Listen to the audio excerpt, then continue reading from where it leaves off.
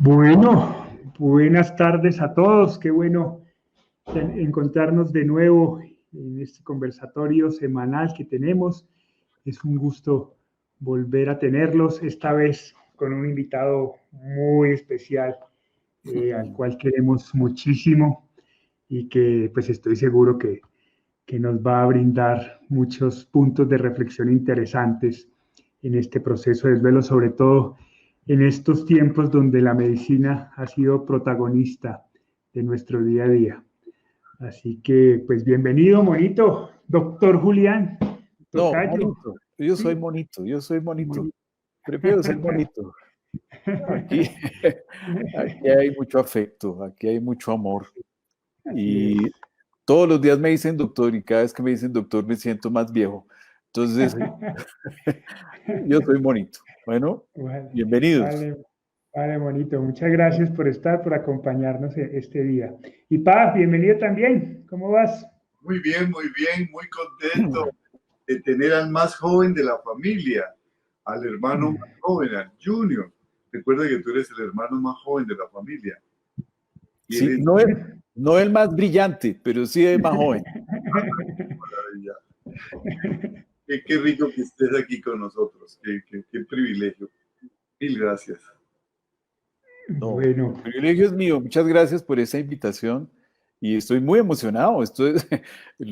Las caras están, pero el miedo está acá, la ansiedad. Es muy agradable, es muy bueno, emocionante. siempre el miedo significa respeto al auditorio, así que eso está bien. Sí. Siempre se debe Y, sentir bien antes de esto.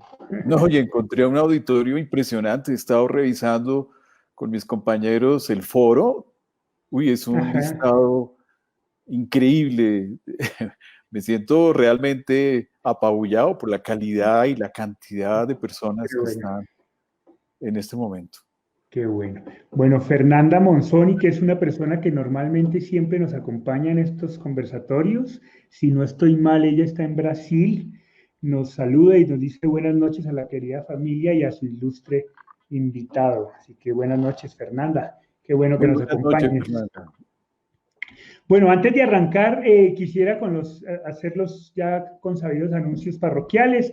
En esta ocasión queríamos invitarlos, hicimos un lanzamiento de un producto que de alguna manera nos ayuda a sostener toda esta iniciativa que cada vez absorbe más nuestro tiempo y con el afán de ir dejando otras actividades, centrarnos 100% en esto, pues bueno, hemos buscado diseñar herramientas que se acerquen a las personas de manera útil. Así que tenemos una tarjeta de regalo que pueden adquirir las personas que están en duelo o las personas que quieren regalarle a familiares o amigos que se encuentran en proceso de duelo.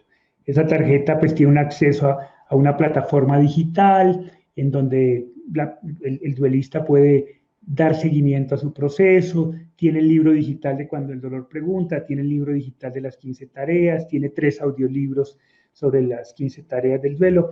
En fin, tiene una cantidad de herramientas que no, estamos absolutamente seguros que van a ser útiles y pues hemos tratado de manejar un costo lo más bajo posible para que también pueda tener acceso. Así que si alguien está interesado, pues con mucho gusto por interno en el Facebook nos contacta, perdón, y pues ya nuestro equipo se estará comunicando con ustedes y listo.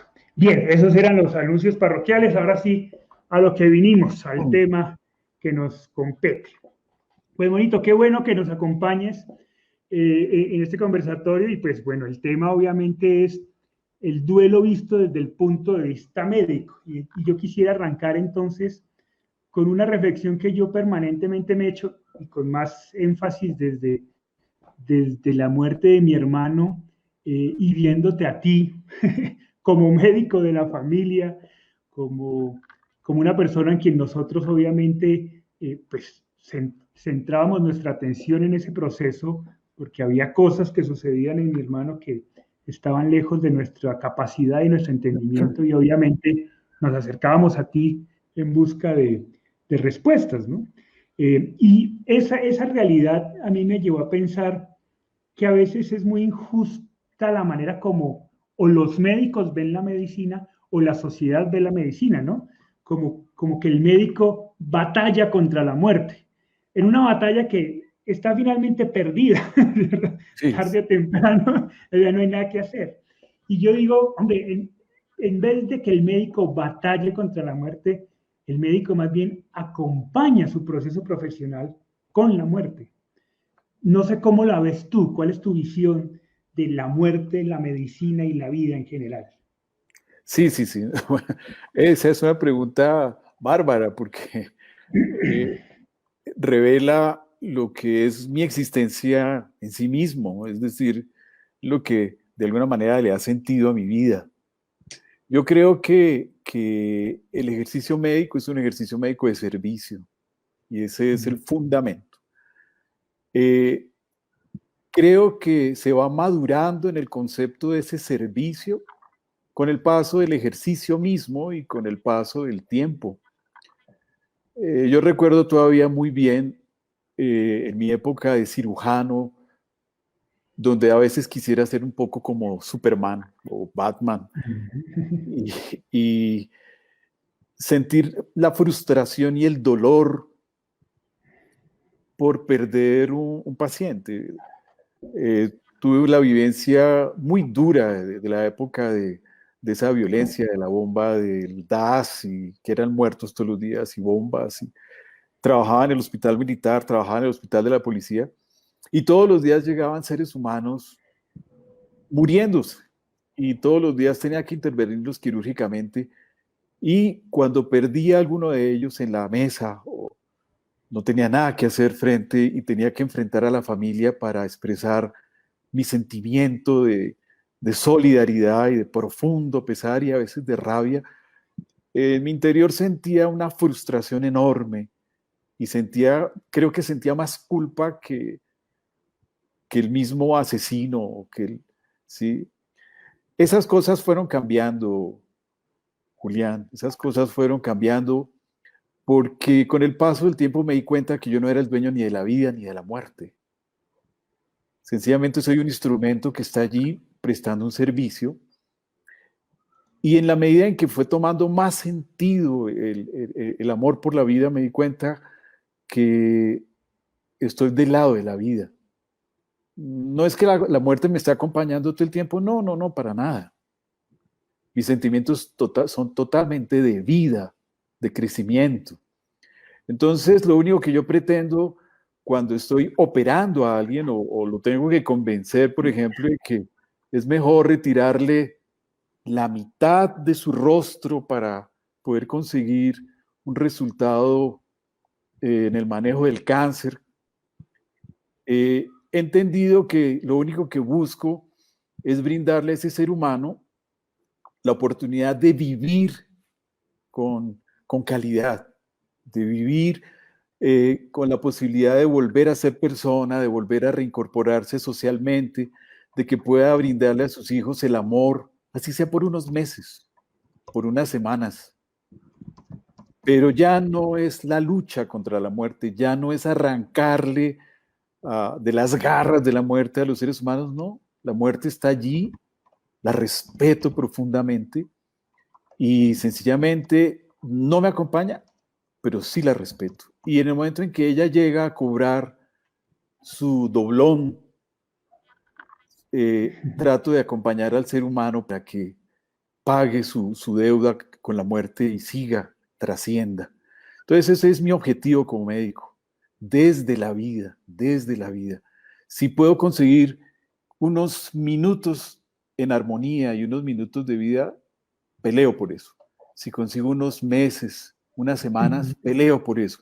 Y si consigo años, y si consigo que un ser humano quede curado de una enfermedad, pues la gratificación es enorme.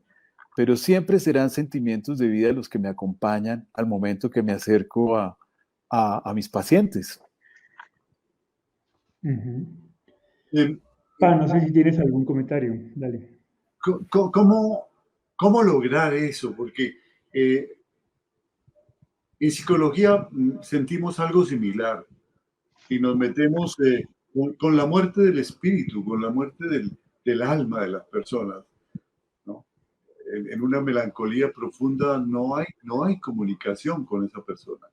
Está totalmente perdido y en un duelo profundo puede llevar a la, a la, a la, a la depresión y finalmente a la melancolía profunda. Entonces hay veces que sentimos que se nos escapa de las manos y que todo lo que hemos estudiado no es válido. Y especialmente yo siento en la gente joven, en los tanatólogos jóvenes, en los psicólogos jóvenes, esa frustración. ¿Cómo fortalecer el espíritu? ¿Qué te fortaleció el espíritu? ¿Qué hiciste para poco a poco no acostumbrarte a eso? Porque no se trata de acostumbrarse, se volvería No, indiferente. ¿Cómo podías seguir estando vivo, apasionado, sin que te hiciera daño? ¿Cuál es el método? pues hay una conversación que yo sostengo con mis pacientes.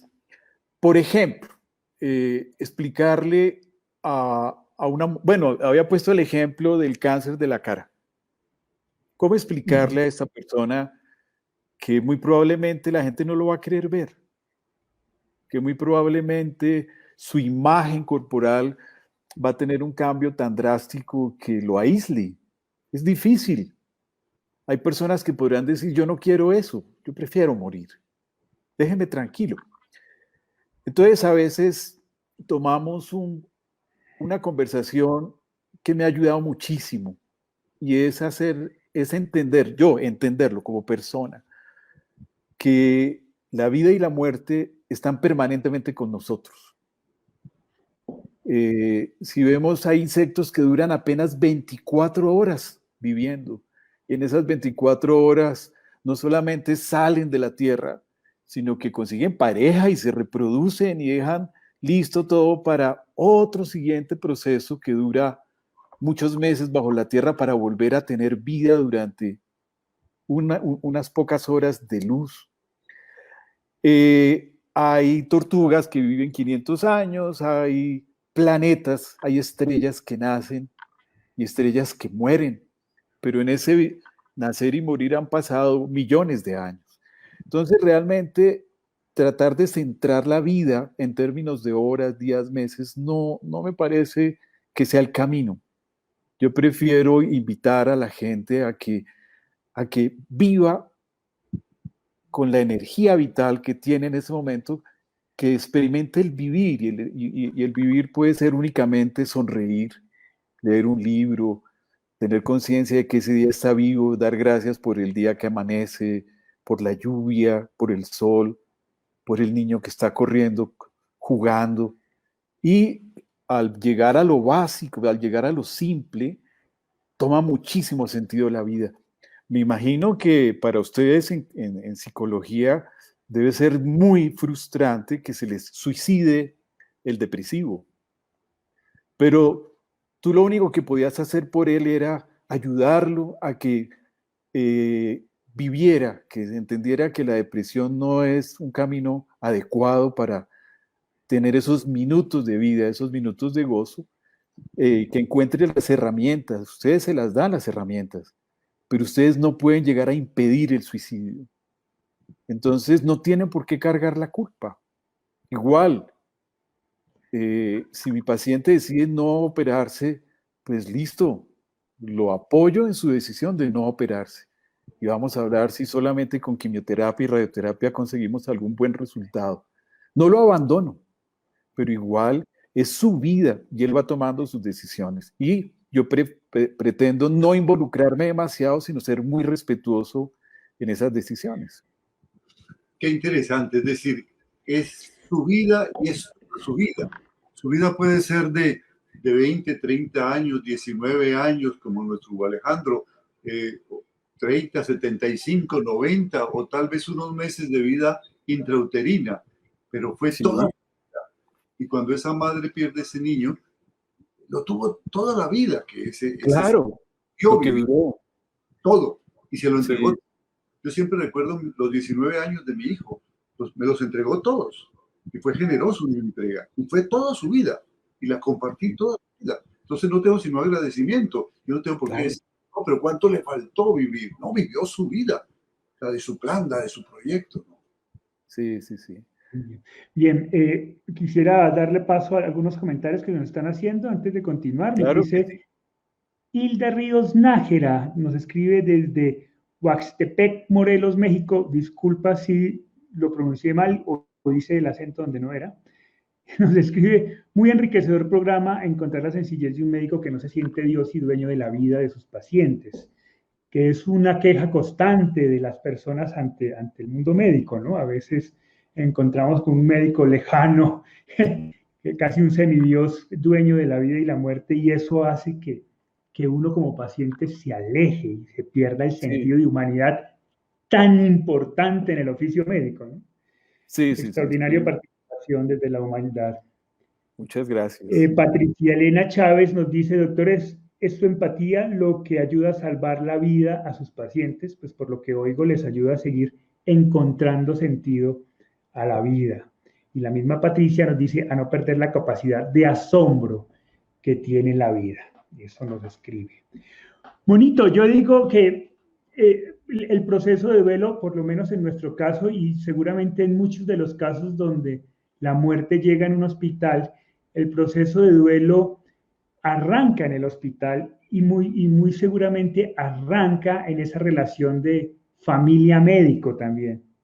¿Cómo Sí, puede el médico o el profesional en la salud facilitar o dar un buen inicio a ese proceso de duelo? ¿Qué debería hacer? ¿Qué debería pasar? pues yo estoy convencido que lo primero que hay que hacer es aceptar el duelo. Las pérdidas son permanentes. Acuérdense que nos hemos preparado durante 9 meses para aceptar la vida. Eso es muy bonito cuando somos padres, la mamá le habla al bebé, uno le habla al bebé, todos nos preparamos porque va a llegar la vida. Tenemos que aprender a aceptar la muerte también. Y la mejor manera de aceptar el duelo es entender que el duelo está allí y que a ese duelo hay que llegar de la mejor manera. A veces todo lo que necesitamos es darle el acompañamiento, es brindarle opciones y herramientas. Yo creo que ahí termina la misión. Ya. Eh, Monito, ¿qué es para Espérate. ti? Dale, dale, dale. ¿Ibas a decir algo? No, no, no, es que creo que se está oscureciendo esto demasiado. No sé si es el ambiente. Un momento. Ya, dale, dale. Prende las luces. Bien, quisiera entonces aprovechar el momento, bueno, para saludar a todas las personas que nos visitan y que ya se han convertido en fieles seguidores que nos aportan con su participación. Y tenemos mucha gente de las certificaciones que estamos trabajando, que nos han conectado. Por ahí estoy viendo en el chat de WhatsApp que se están invitando. Así que bienvenidos todos los estudiantes de la certificación a este conversatorio. Siéntanse libres también de participar y también bienvenida a las personas que entran encontrando un poco en busca de luz en sus procesos de duelo. Bien, ibas a decir algo, Monito. No, no sé si Lucas tenga alguna pregunta o ¿Ah? qué otro comentario querías. Sí, ¿cómo, cómo puede un médico no acostumbrarse al dolor? Yo escucho decir, por ejemplo, que es muy frecuente que si el médico y tiene que operar a alguien de su familia, prefiere que que lo haga un colega para no involucrarse, digamos, emocionalmente, y la operación es delicada, ¿no es cierto? Entonces eso me hace pensar que obviamente la emoción puede llevar a cometer algún error. Eh, pero ¿cómo entonces un médico puede llegar con indiferencia? Imposible. Llega con la emoción de tener una vida en sus manos. No, no. Sí, ¿Cómo puede manejar eso sin acostumbrarse? Sin acostumbrarse, sin que eso se convierta en una no, rutina. sí. No, a ver, no es una costumbre. Lo primero que hay que entender es que cada paciente es cada paciente y cada paciente debe verse como un ser humano integral con limitaciones, con todo lo que representa ese ser humano, que tiene una familia, que tiene una ubicación en la sociedad y que tiene un ser interno que uno tiene que respetar profundamente. Pero ¿cómo Pero hace? sería, no, ¿Cómo? pero sería terrible si yo me involucro emocionalmente con todos mis pacientes. Debo establecer un límite entre lo que es ofrecerle una opción, ofrecerle una oportunidad para la cual me he entrenado y he llegado a un nivel de calidad donde yo le voy a ofrecer mi experiencia y mi amor para hacer las cosas. Pero no me podría involucrar porque sería terrible En psicología, emocionalmente. en psicología haríamos la distinción entre empatizar y simpatizar. Empatizar, yo Es correcto. entiendo la profundidad de mi paciente, lo que el ser humano que está frente, pero no simpatizo con él. Porque si tengo simpatía, el afecto me puede desmoronar. Claro, claro, claro. Entonces, Y llego hasta donde pueda mi emoción y mi inteligencia llegar. Acercarme a él lo más, como a un templo sagrado, digno de respeto. sí, sí, tal cual. Juanito, un poco para aterrizar eso que menciona mi papá, te quiero hacer una pregunta de algo muy íntima sobre lo que tú y yo nunca hemos hablado, sé que lo has hablado mucho con mi papá. Eh, ¿cuál, ¿Cuál fue la diferencia de la muerte de un paciente cualquiera frente a la muerte de tu sobrino, en No, donde no, no, también estabas ahí? no, claro. ¿Qué es lo que hace? Esto lo pregunto un poco para entender esa diferencia ética, ¿no? Sí, De involucrarse o no involucrarse. sí, sí, sí. No, no, no, es terrible. La circunstancia de ser el médico familiar y el tío de la víctima es brutal, porque por, tuve que recurrir a todos mis herramientas para mantener la tranquilidad, hacer conciencia, la fortaleza interior, el ocultar las lágrimas, el ocultar el desespero, para poder ser ese puente que unía la información de todos mis colegas, poder tomar decisiones, poder analizar y informarles a ustedes y acompañarlos. No podía entrar en el plan del pánico y del llanto, pero créeme que cuando tuve la oportunidad lo hice.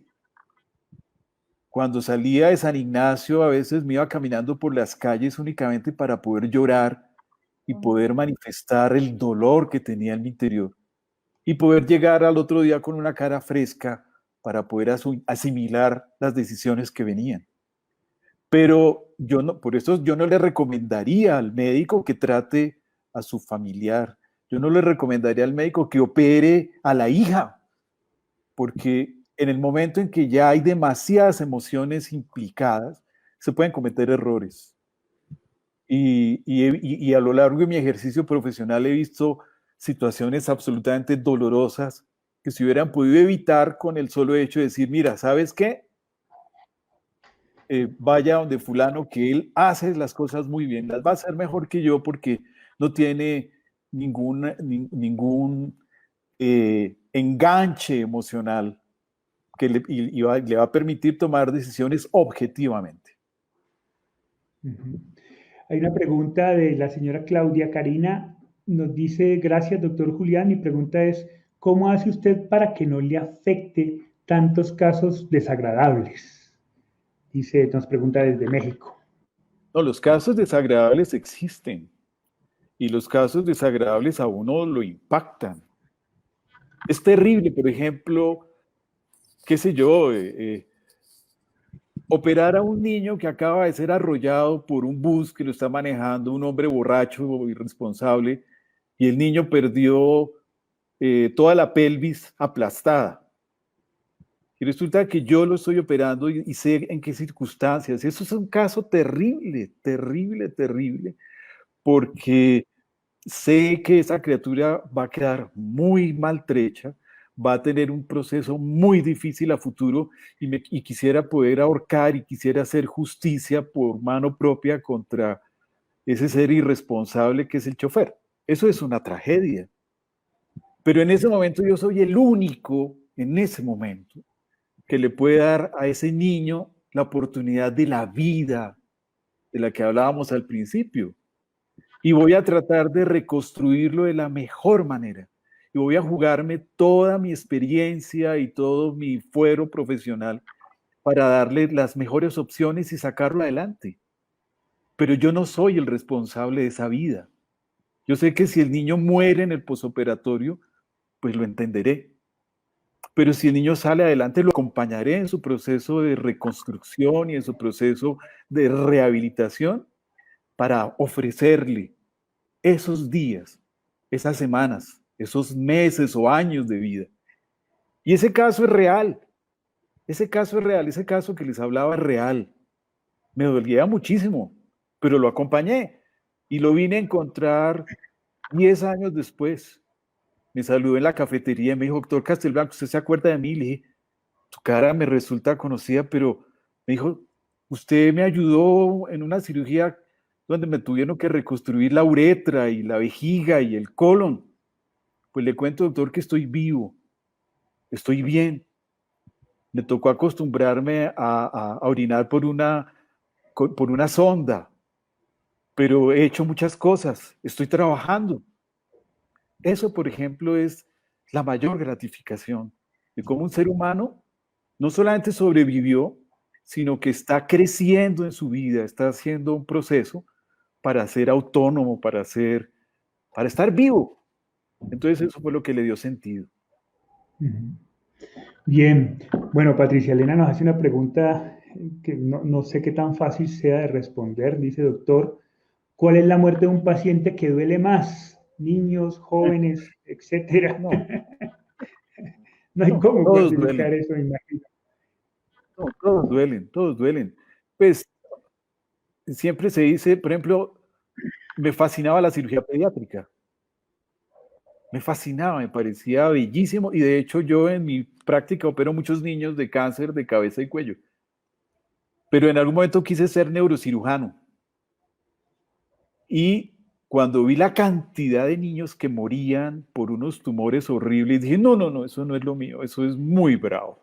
Ver morir niños en esas circunstancias, pero igual he tenido que acompañar a ancianos de 97, 98 años, que son seres humanos absolutamente maravillosos, maravillosos.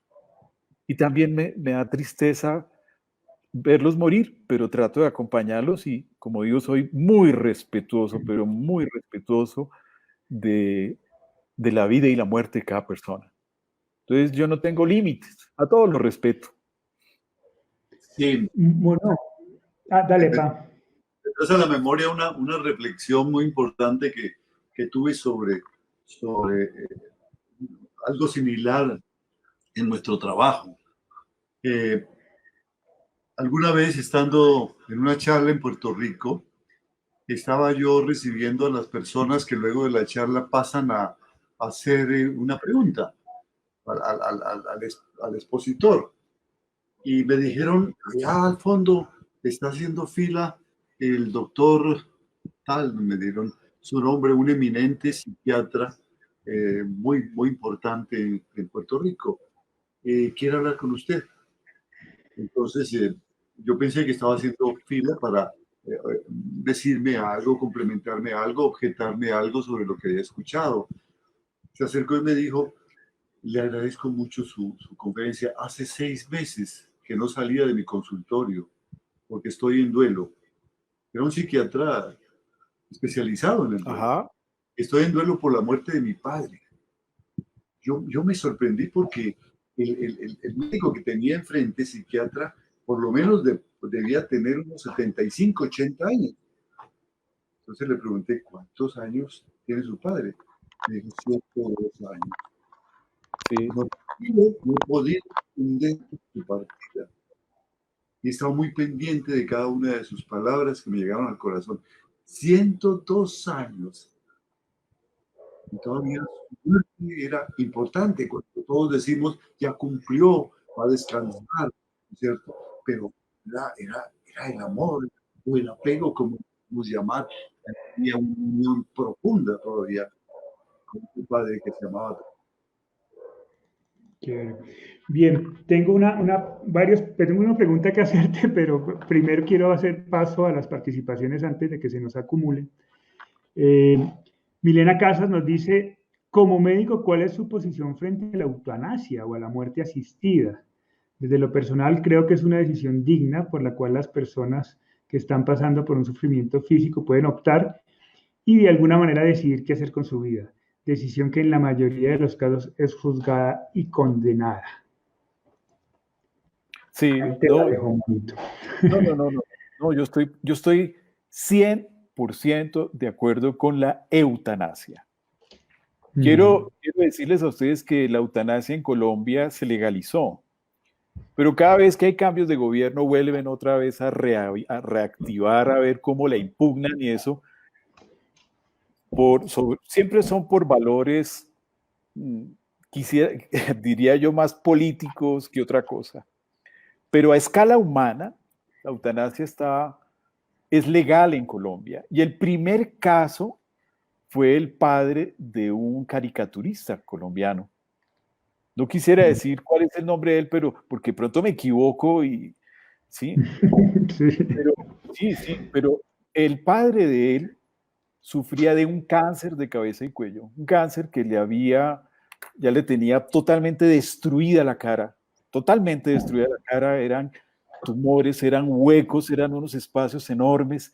Ese hombre no vivía, tenía un dolor intensísimo, no podía comer, ya no veía, era una persona de más de 70 años. Y él todos los días le decía, hijo mío, quiero morir, ¿qué hago? ¿Qué hago? Quiero morir. Y su hijo, el caricaturista, aprovechando algunos contactos y eso, empezó a, a, a buscar que la ley le autorizara la eutanasia de su padre. Y se logró y se consiguió. Y ese hombre fue el primer hombre en Colombia que se benefició de la eutanasia. Yo sí creo que es un derecho, yo sí creo que es una oportunidad, porque si en algún momento yo estoy viendo que lo que está viviendo un ser humano no le ofrece la calidad, la serenidad, la tranquilidad, el control del dolor, no es una vida compasiva, pues yo creo que puede optar por la eutanasia y para nada eso no atenta ni contra la religión, nada, nada, nada, nada, porque ahí no estamos disponiendo de la vida de alguien porque sí, que es vivir en esas condiciones tan míseras para un ser humano. Y yo creo que cada caso analizado de una forma juiciosa, estricta, que en mi caso pueden ser los comités de ética médica, donde personas serias, probas, con decisiones profundas, se puede decir, mire, este paciente todo lo que hay que hacer es aumentarle un poquitico la dosis de midazolam porque ya el viejito está en unas condiciones que no aguanta más y sí se le puede llevar a una eutanasia. Entonces, como le digo, sí estoy de acuerdo con la eutanasia y respetando todos los credos. Hay algo que a veces mis residentes, que son las personas a quienes estoy ayudando a formar, a quienes les trato de decir que hay que tener compasión frente a los pacientes, me preguntan en qué momento tengo que decidir parar de hacer cosas. Y yo les digo, esa es la mejor pregunta que uno se puede hacer como terapeuta. Y es que hay un momento en que ya no tengo nada, nada, nada que ofrecer. Entonces, cuando yo sé que ya no tengo nada para ofrecerle a mi paciente, yo creo que es mejor permitir que muera. Entonces, si el paciente está en una situación muy crítica, a veces tenemos que escribir en la historia clínica, por favor, no intentar maniobras de reanimación. Y si el paciente hace un paro cardiorrespiratorio, ya por decisión del Comité de Ética Médica, nadie lo va a molestar, nadie lo va a tocar, nadie va a intentar entubarlo por enésima vez, sencillamente para prolongarle la vida unas horas. Entonces, en ese sentido, cuando uno ya no tiene nada más que ofrecer, pare. Los actos heroicos médicos son muy terribles, muy costosos al sistema de salud, pero muy costosos en la emoción, muy costosos para la familia, muy costosos para todo el entorno que debe girar alrededor de una vida digna. Entonces yo sí creo que haciendo un análisis cuidadoso de cada caso, uno puede tomar una decisión sana de no reanimación. Y si fuera ya otro terreno como el padre del caricaturista, poder proporcionar una eutanasia con toda la dignidad, con todo el respeto, para darle el acompañamiento a esa decisión de no querer vivir más en unas condiciones tan miserables. Es muy interesante lo que acabas de decirnos. En un caso, la persona autorizó su muerte, pero muchos en condiciones de autorizarla. Pero basta que un comité científico con criterio serio, ético, se da cuenta que a pesar de que no lo puede expresar, él ya no tiene sentido su vida y no es posible que se reconstruya esa vida milagrosa. Es correcto. Chévere. Mira que la pregunta que tiene Luis Gabriel Segura, un saludo para Luis Gabriel, mi primo que nos acompaña. Qué rico tenerlo entre los oyentes. Un abrazo enorme para él. Nos pregunta, ¿cómo acompañas o preparas al paciente y a su familia hacia una potencial muerte en casos terminales? Que yo creo que también está muy atado al tema de la eutanasia, ¿no? El médico también, la eutanasia también es una oportunidad para acompañar a la familia en ese proceso de duelo que se inicia, ¿no? ¿Cómo hacer desde el punto de vista médico ese acompañamiento para esa potencial muerte? No, es muy claro. Yo repito que uno se prepara para recibir la vida, que es desde la alegría, desde el amor, desde la aventura de acompañar a un hijo. Pero cuando tenemos que prepararnos a morir, también deberíamos aprovechar la oportunidad de hablar un poco más de la muerte, de saber que en un momento dado ya, como decían todos los tanatólogos, dicen una muerte digna, y desde la madre Laura, que acompañaba al moribundo sencillamente para ayudarlo a que se bañara, se pusiera un sarí limpio y se le brindara el acompañamiento de alguien, sacarlo de la escoria para acompañarlo a morir, es lo que uno tiene que hacer y prepararlo. Darle a entender, yo necesito demasiado el entorno social, es decir, el entorno familiar, para que sea exitoso el manejo de mis pacientes. Un paciente que va con una traqueostomía, que hay que alimentarlo por una sonda, que hay que llevarlo durante 30 días a que le den radioterapia, y que el viejito, o no sé, el viejito, hay gente muy joven, hay adolescentes, hay jóvenes de 25, 30 años, con esas mismas condiciones, que hacen mucositis por la quimioterapia y por la radioterapia.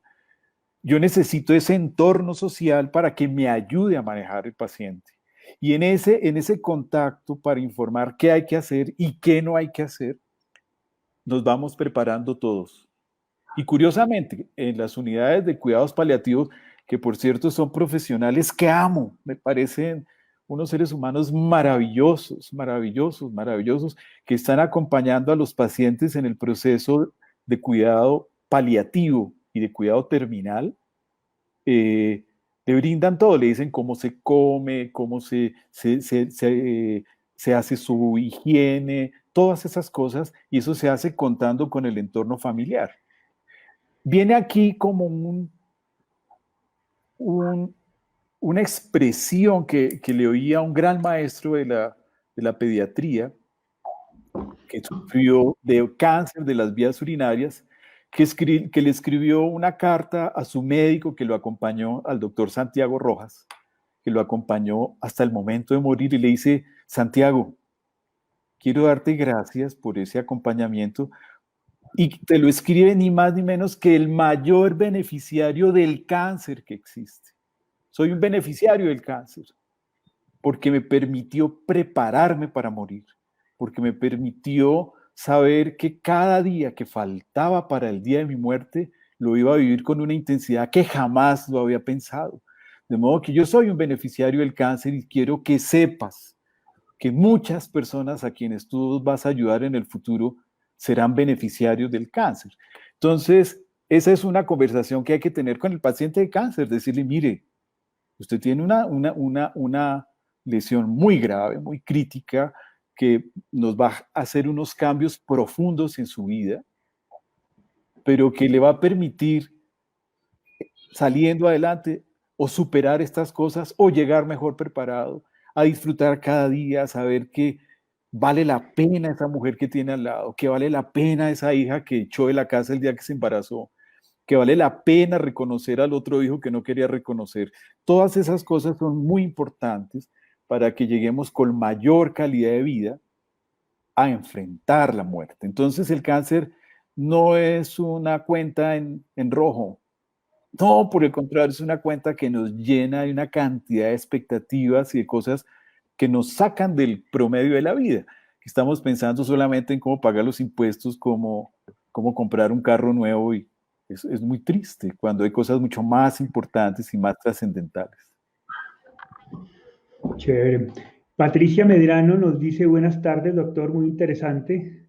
A veces como terapeuta escucho a los pacientes hablar de vida después de la muerte, un alma que abandona el cuerpo al momento de morir, pero que trasciende. Como médico, ¿ha tenido alguna experiencia de ese tipo? Es decir, ¿existe alguna evidencia desde su área que avale esa creencia? Nos pregunta Patricia. Sí, pues yo realmente tengo una relación con Santiago Rojas muy antigua. Creo que yo no sabía que esa relación existía, ni él tampoco sabía que esa relación existía, pero es que él era el interno y yo era el residente de cirugía. Y ambos trabajábamos en las unidades de cuidado intensivo en ese momento.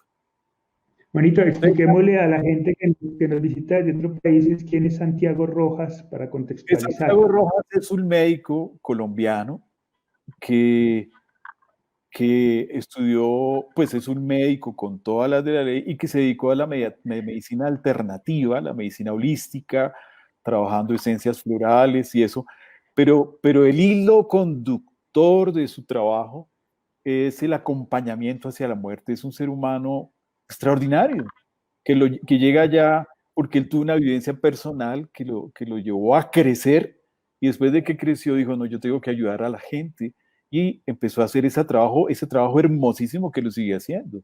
Y sigue acompañando, escribió su libro sobre el manejo del duelo, en fin, es un ser humano extraordinario. Pero volviendo a lo que nos pasó, él veía cosas que yo no veía.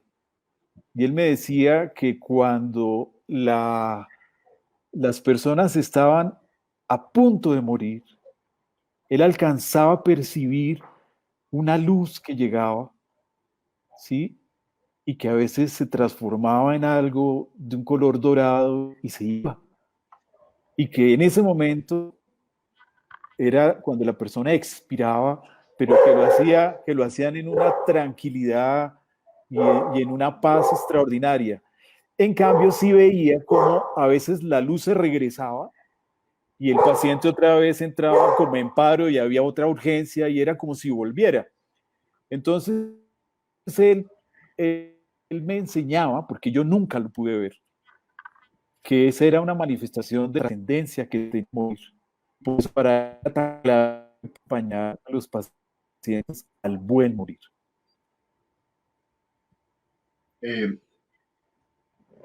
Quisiera que recordaras a propósito de esta pregunta tu experiencia con Santiago el día que un grupo de médicos de su clínica visitó a mi hijo ya en coma en los últimos días de su vida.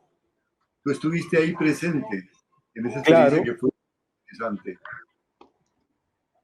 ¿Recuerdas? Pues, a ver, yo recuerdo que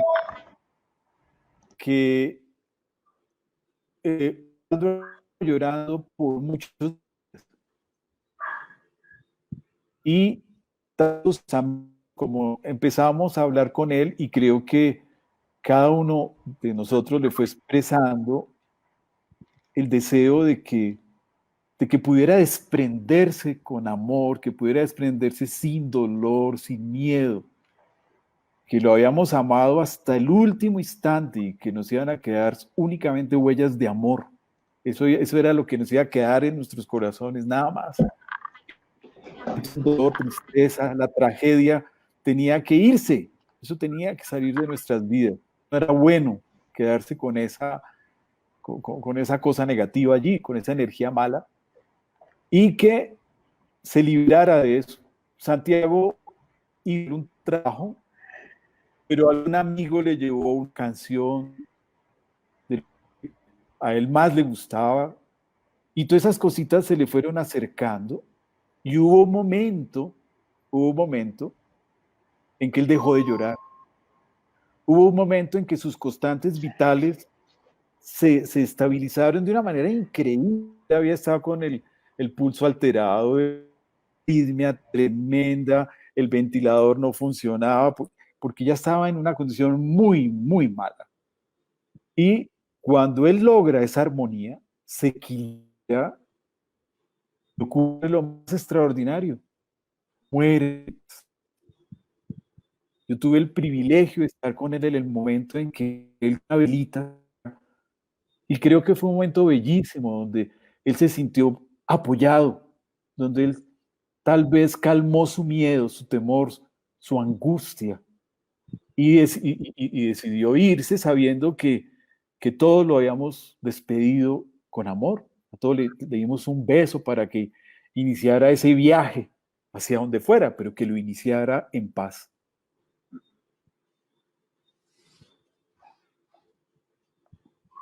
No tienes sonido. Perdón, No, ya sí. ya. Que había, ya. Marina Razo nos pregunta, una pregunta que seguramente se está haciendo mucha gente en este tiempo tan duro de pandemia. Dice, cuando un paciente está intubado y sobreviene la muerte, ¿él está consciente de esto? ¿Él sabe que va a morir en estos momentos? Pregunto, pues mi esposo murió por Sí. neumonía, por COVID, y se encontraba en el hospital intubado, y quisiera saber si él sufrió al morir, pues me entristece saber que estuvo solo en esos Sí. momentos, lejos de su familia. Tengo dos respuestas. Una respuesta es para la tranquilidad de ella, que los pacientes que están en esa condición de intubación están todos bajo sedación profunda, y realmente la experiencia de morir se hace en un estado alterado de conciencia, por lo tanto, llega en paz, llega muy tranquilo, ¿sí? Entonces ella puede estar tranquila, que él no estuvo allí enloquecido, sufriendo, y sí. Pero va la otra respuesta, y es que sí es muy duro morir solo, es muy duro. Es muy probable que por algunos instantes que él pudiera tener algo de conciencia, dijera, uy, me gustaría estar con mi esposa, quisiera despedirme de mi hijo. Y ahí estamos fallando. Y en este momento de COVID-19 la estamos embarrando los médicos, porque con el concepto de dar el aislamiento, no le estamos permitiendo ni a los familiares ni a los pacientes despedirse. Cuando uno pelea con la novia y cada uno se va para un lado y no vuelven a verse, es durísimo, es durísimo. Era mejor haberse acercado y haberle tomado las manos y decir, mira, yo te amé, pero te respeto y quiero que seas feliz, que hagas tu vida, y definitivamente llegamos a la conclusión de que no somos el uno para el otro, pero te deseo el mejor camino para ti. Ve, sé feliz, y darle un beso en la frente, tomarle las manos y despedirse. Pues qué mejor cuando uno ama a esa persona y sabe que va a morir, poderla acompañar y decirle adiós, vete tranquilo. Nosotros aquí nos defendemos con todo eso que nos dejas, que es fundamentalmente tu amor. Entonces, marcha, ya la enfermedad nos sobrepasó y no hay ninguna oportunidad, vete tranquilo. Eso no se le puede decir a los pacientes hoy día, porque las condiciones no lo permiten. He visto con tristeza que eso lleva a que la gente se esté desprendiendo de una manera muy abrupta, muy dura, muy dura. Tengo un ejemplo de una gran amiga que la mamá estaba con un poquito de dificultad respiratoria, la llevó a urgencias, y desde el momento en que la señora entró a urgencias, entró sola, no la dejaron que la acompañara para esa primera consulta. La señora entra a urgencias y van pasando las horas y al no recibir información le dicen, no, no, no, es que nos tocó hospitalizarla porque la señora está malita y es COVID y terminó en la unidad de cuidado intensivo. No volvió a saber de la señora, de la mamá, la siguiente semana, hasta que el sábado recibe una llamada del jefe de la unidad de cuidado intensivo diciéndole su mamá acaba de morir. Por favor, venga más tarde. Y más tarde fue que le entregaron las cenizas. ¿Eso qué es? Eso es brutal. Eso es brutal, por Dios. Yo creo que lo menos que merece mi amiga es que el médico o la enfermera le diga, mira, tu mamá está en estas condiciones, ella va a ingresar, vamos a estarte informando permanentemente, por favor nos dejas un teléfono, nos dejas una línea para que puedas comunicarte con la mamá. Algunas enfermeras, jefes y algunas auxiliares les prestan el teléfono al paciente y para que puedan, así sea por un video por WhatsApp, una telellamada, poder ver a su ser querido y saludarle, decirle, mira, estoy aquí, ¿sí? Y se puede. Yo aconsejaría, pues yo en este momento no tengo mayor poder en las unidades de cuidado intensivo que se volvieron unos fuertes allá, pero ya algunas enfermeras les entregan a los pacientes la oportunidad de comunicarse por una telellamada para poder ver a la hija, para poder darle la bendición a sus nietos, en fin, lo que sea. Pero esa comunicación rota en el momento en que el paciente va a morir me parece muy crítica, muy peligrosa y realmente deja el duelo en unas condiciones muy bravas. Eso que me parece extraordinario lo que has planteado. El duelo comienza desde la enfermedad del paciente, desde el tratamiento de los cuidados intensivos. Y necesita una serie de rituales y necesita una serie de momentos a los cuales está acostumbrada nuestra cultura. Y cuando eso se mutila, el mundo se mutila. Vamos a tener en estos próximos meses, además de la pandemia del COVID, vamos a tener la pandemia emocional. Cantidad de enfermedades mentales y de depresiones que ya están surgiendo. Ya la Asociación Colombiana de Psiquiatría nos está alertando de lo que está pasando. Todo el mundo se preocupa de la pandemia económica. Es importante de que vamos a tener muchos trabajos que se han perdido, pero casi nadie está hablando de que esas muertes que no estamos acostumbrados en nuestra cultura a recibir en esa forma, esas muertes van a crear otro tipo de pandemia, la emocional, Sí. de los que nunca se pudieron realizar. Entonces, para todos aquellos que estamos dedicados a esto, el reto es mucho mayor. Tenemos que entender que ahora el trabajo es mucho más profundo y el compromiso es mucho más profundo. Es acompañar hasta el final. El compromiso es muchísimo mayor que el que se tenía antes, porque antes los pacientes venían con un duelo preelaborado. Ahora hay que comenzar de cero. Todo lo ha perdido. Sí. Yo siempre, alguna vez casi tengo el poder para modificar algunas cosas en una unidad de cuidado intensivo. Digo casi porque por unas semanas no se lograron todo lo que yo había pedido. Pero en las unidades de cuidado intensivo, los cubículos deberían ser solo rodeados en vidrio para que uno pueda ver a través del vidrio a las otras personas. Segundo, debe haber siempre una camilla del acompañante. Ese se llama el primer acudiente. Ese primer acudiente idealmente debe tener un nexo de amor con la persona que está allí hospitalizada. Y ese acompañante se encarga de bañar al paciente o de ayudar a bañarlo, de cambiarle la posición, de ayudarlo a alimentar, de hablarle, de leerle.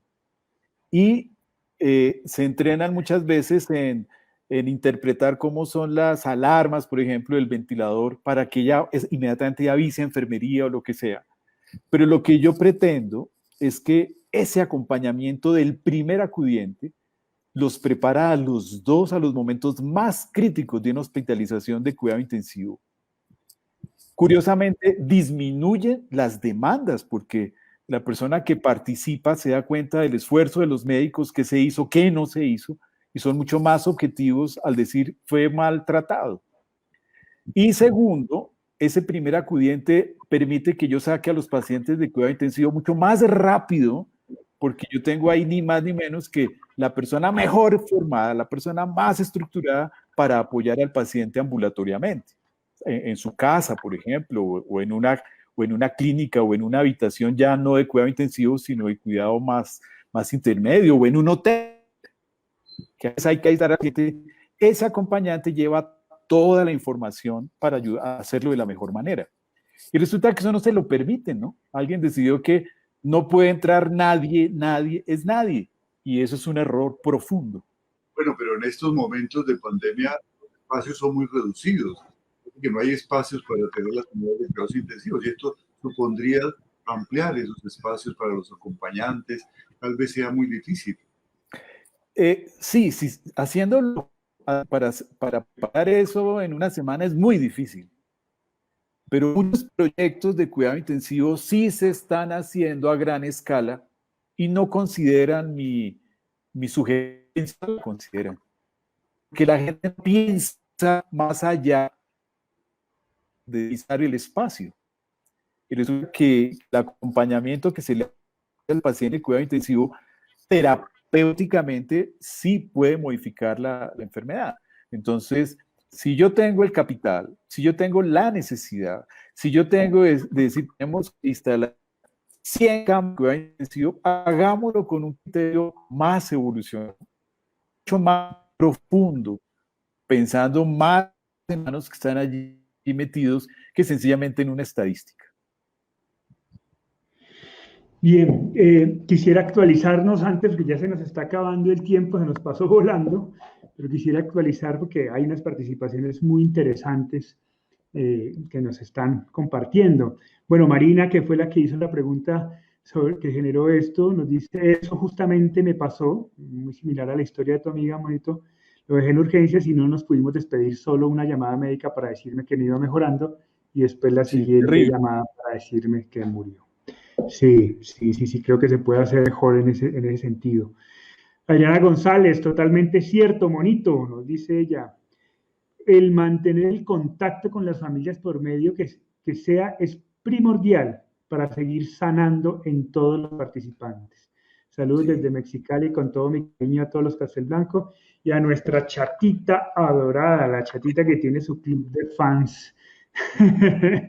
Siempre que cuando ella hace falta, siempre hay alguien que la saluda.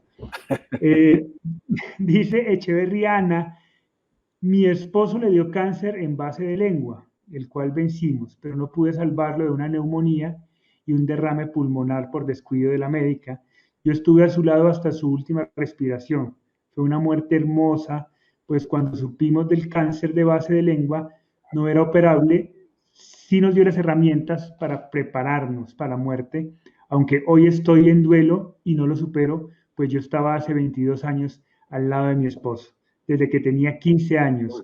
Hoy soy viuda de un médico de 51 años de edad. Sí. Pues muchas Qué gracias, experiencia Ana. más fuerte, una experiencia muy fuerte, pero creo que el hecho de que estés acá acompañándonos habla muy bien de que estás superando el duelo, porque superar el duelo es construir, superar el duelo es crecer, superar el duelo es sumar, superar el duelo es de pronto poderle brindar un testimonio de apoyo a otra persona, si sea una sola mano. Y que la vida hoy está con unos espacios hermosísimos, con toda esa experiencia y con toda esa madurez que ganaste en este tiempo, pues yo creo que debes ser un ser humano maravilloso. Así es. Bien, quiero compartir dos últimas, y no me quiero despedir sin hacerte una última pregunta, Monito. A ver, Soyla nos dice, yo dejé a mi esposo en el hospital, salió positivo, tenía saturación 94, nunca pensé que ya no lo volvería a ver, y lo peor es que él no quería que lo dejase. Es muy doloroso. No, por favor, Zoila, mira, no te sientas culpable. No te sientas culpable porque tú lo único que querías era el bienestar de tu esposo. Con una saturación de 94 no tenía indicación de hospitalización. Claro. Pero ya no sacamos nada con eso. La situación a veces es dramática porque de una saturación de 94 puede pasar en 3 horas a una saturación de 70 y ya las cosas se nos vuelven horribles. Entonces, por favor, no cargues el sentimiento de culpa. Las cosas se dieron. Desafortunadamente tuvimos un desenlace muy feo y no pudiste acompañar a tu esposo y por eso te sientes profundamente en deuda. Pero por favor, eso no fue tu culpa. Lo asertivo que hiciste fue llevarlo, porque lo amabas y querías lo mejor para él. Entonces, no sacamos nada con mirar hacia atrás, llenarnos de lástima, de odio, sino sencillamente hacer el duelo y para adelante. Claudia Karina nos dice, doctor Julián, gracias por su tiempo y sobre todo por su gran aporte para todos los que estamos aprendiendo este maravilloso tema. Gracias por su profesionalismo y calidad humana. Y como último, Silvia nos dice temas muy interesantes. Ojalá hubiese una próxima reunión con el doctor Julián. Así que, monito, estás cordialmente invitado. Tenemos que preparar la segunda parte, la continuación. Creo que sí, sé que dentro del auditorio hay varios colegas y me parece maravilloso porque si son colegas y estamos en este recinto virtual es porque tenemos muchas cosas en común y eso me enorgullece de que sea la decisión de mis colegas llegar a conocer las tareas del duelo y hacer este trabajo, de modo que eso me llena de orgullo, de que los médicos nos quitemos un poquito la capa y sigamos haciendo lo que sabemos hacer, que es servir y hacerlo siempre desde una expectativa humanística fundamentalmente. La señora Silvia Segura, un abrazo y un beso gigante para Silvia, mi prima, a quien tanto quiero, nos dice gracias por compartir tanta sabiduría y amor y gracias a ti por acompañarnos, Silvita. Una última pregunta, Monito, para cerrar, para otra vez retomar el tema del duelo y dejar en punta para nuestra segunda parte.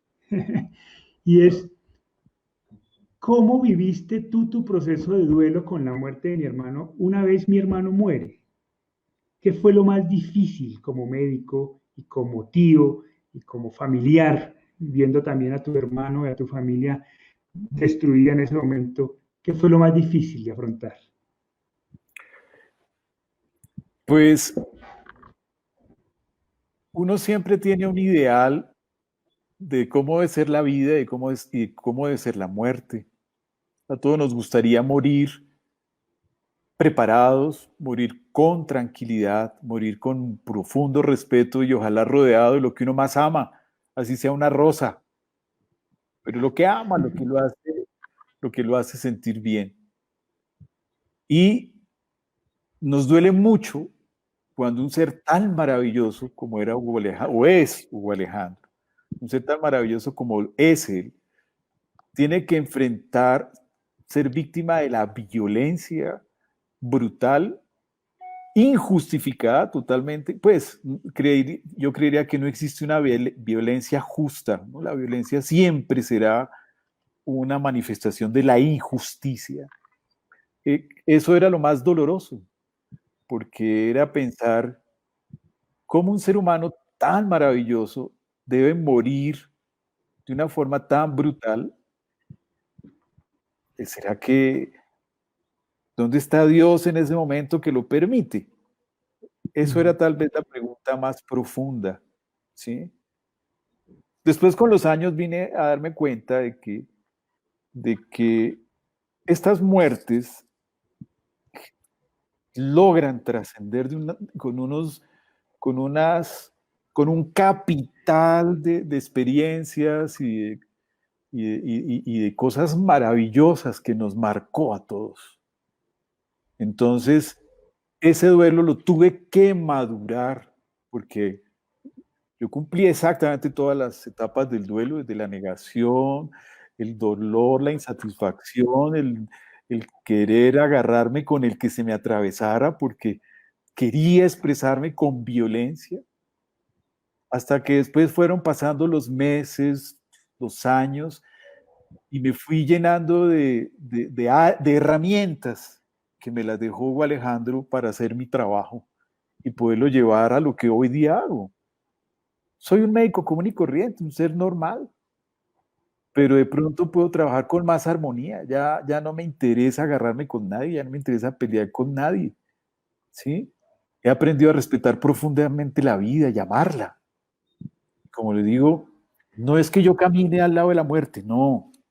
La respeto y ella está en su sitio, pero yo sigo buscando esos momentos de vida, esos momentos de luz para compartirlos con mis pacientes o con las personas que sean y acompañarlos en sus duelos. Y yo creo que pude resolver mi duelo. Lo resolví. Yo no me siento ni traumatizado, ni me siento, no, creo que crecí y lo puedo decir me siento muy orgulloso de lo que Hugo Alejandro me ha enseñado. ¿Te hizo diferente esa experiencia? Sí. Antes de esa experiencia, yo sufría si perdí el paciente. Antes de esa experiencia, yo me sentía el non plus ultra, lo máximo, el dueño de la sala de cirugía. Estaba por encima del nivel promedio, era el más, ¿sí? Y yo creo que la muerte de Hugo Alejandro me aterrizó, porque no había ni condecoraciones, ni homenajes, ni reconocimientos a los trabajos científicos, nada que pudiera superar el duelo de Hugo Alejandro. Entonces me di cuenta que todo lo demás era superficial, lo demás es superfluo. Entonces me aterrizó muchísimo y yo sí cambié. Yo creo que yo soy hoy lo que soy a partir de esa experiencia. Bueno, ahí quedamos en punta para el siguiente conversatorio, lo vamos a organizar, Monito, así que quedas cordialmente invitado a un próximo encuentro para que sigamos charlando de todos estos temas tan interesantes. Muy agradable. Muchas gracias a todos. No, a ti por la presencia, por la sabiduría y sobre todo por la tremenda y gran humanidad que tienes, que yo siempre he admirado y querido muchísimo. Así que muchas gracias, Monito, te quiero mucho. Yo los Y a quiero todos más. ustedes. Por tu pasión, tu sabiduría y la serenidad para expresarlas. Muchas gracias, hermano mío. Bien, Bueno. y a todos ustedes muchísimas gracias por entrar, por participar, por sus preguntas. El chat estuvo muy activo hoy. Mucha gente pidiendo y agradeciendo tu presencia, pero pidiendo una segunda parte. Así que pues nada, seguramente la tendremos. Recordarles la invitación que les había hecho al comienzo de este conversatorio. Tenemos unas tarjetas de regalo donde tenemos todas las herramientas que hemos diseñado y podemos brindárselas a aquellas personas que están en proceso de duelo o a aquellas personas que quieran regalarle a familiares o amigos que estén en proceso de duelo. Ahí están todas nuestras herramientas de acompañamiento. Así que si quieren adquirirlas, pues simplemente se ponen en contacto con nosotros a través de Facebook. Listo, muchas gracias, Monito. Muy rico conversatorio. Muchas gracias a todos y hasta la próxima. Muy amables. Hasta la próxima. Chao, chao.